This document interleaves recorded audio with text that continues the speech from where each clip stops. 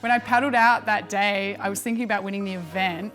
I was not sitting on the beach at North Curl that morning thinking, I'm going to change the rule book of surfing today. The Curly Mel Jam was an event at the end of April on the northern beaches at North Curl. It draws quite a few of Australia's top longboarders to the event. Honestly, paddling out in the final, I felt so relaxed and happy.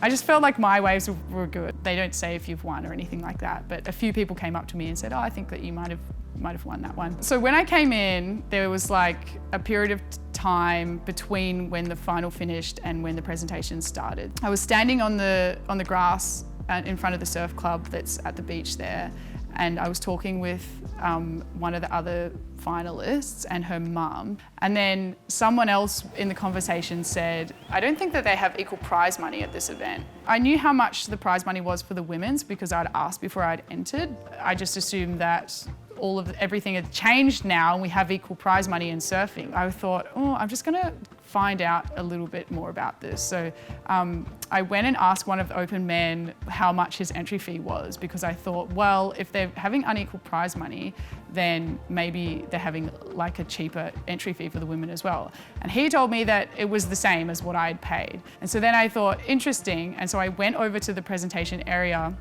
and they had the novelty checks on the table, and I just went and moved everything to have a look, and I saw how much the difference was, and I was honestly so mad. We are putting in just as much as anybody else, if not more. So they called up our division to present us with the prizes, and I was thinking that I wasn't actually going to get a chance on the mic. I received my novelty check and we started walking off, and then the MC said, hey, don't you think we should hear from her? And it just crossed my mind, you're going to regret this.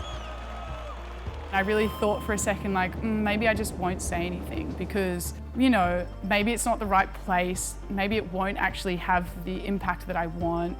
And then I just took a deep breath and I was like, thank you everyone, it's been such a wonderful day. Thank you to the sponsors for the money that they put into the event. But it's a bittersweet victory knowing that our surfing is worth less than half of the men's prize money.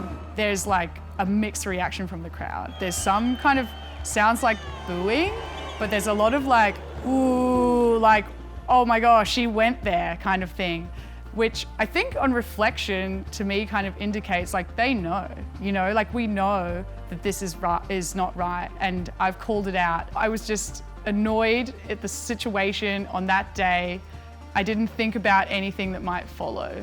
I didn't post the video for a few days because I kind of just wanted to celebrate the fact that I had won for myself a little bit, and I also didn't really think that the video was particularly consequential. I started to get quite a few comments on my Instagram and quite a few people messaging me. It then started to kind of snowball a little bit. That afternoon, somebody from the Sydney Morning Herald contacted me, and a couple of other smaller media outlets that had also posted something about it. I did have to start thinking about what effects this might have on my career if I would like to make a career in the surf industry or anything like that. I've called out people in my own community. I had to ask myself, why have I done it and what do I want to achieve? Because creating a sort of a frenzy around this singular event. They're not the single culprit in what is otherwise a perfect world. What they have done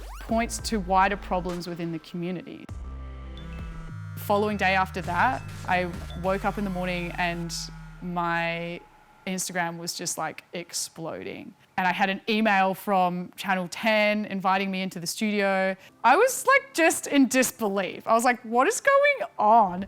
I'm driving to Channel 10, my phone's ringing, and I answer the phone, and it's a producer from ABC Radio Breakfast or something. And she's like, can you come on the radio in 15 minutes? I was like, I'm literally just about to pull into Channel 10. And she's like, okay, come on after. And then I went on there, and then it was Channel 7 on the phone. And then on that same crazy media day, it wasn't the sponsors that contacted me, it was the head of Surfing New South Wales saying that they have been brought in by the Mal Club to to help deal with the media frenzy that they are also experiencing. And that they had also spoken with Surfing Australia to write into the rule book that any events affiliated with any of the governing bodies of surfing in Australia must have equal prize money. Looking back at it, I feel like it's just the beginning of something. This is an opportunity for me to create change that I really care about.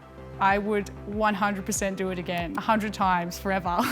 Because even though I felt so scared in that moment, it's almost like the same thing as when you pull up to the beach and the waves are kind of big and you don't want to paddle out.